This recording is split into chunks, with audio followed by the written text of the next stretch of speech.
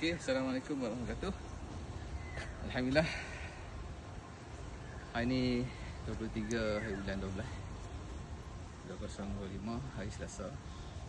Selasa Rabu. Selasa. Selasa. Ya, Selasa. Hari ni kita main sat dekat kebun Mator Lesari ni untuk kita buat satu kawasan tanaman sayur yang sikit saja, sebab kita nak maksimalkan kebenaran tanah.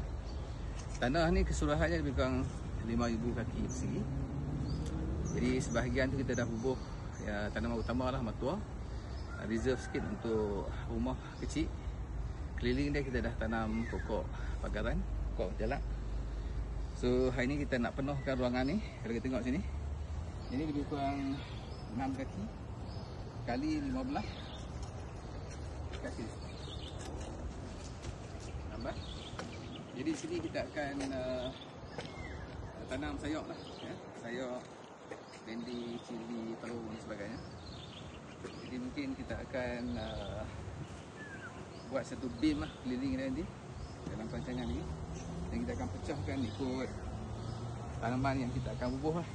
Tujuannya untuk kita tanam ni untuk kegunaan sendiri, ya. Kita tanam dan kita consume lah, bukan untuk komersial.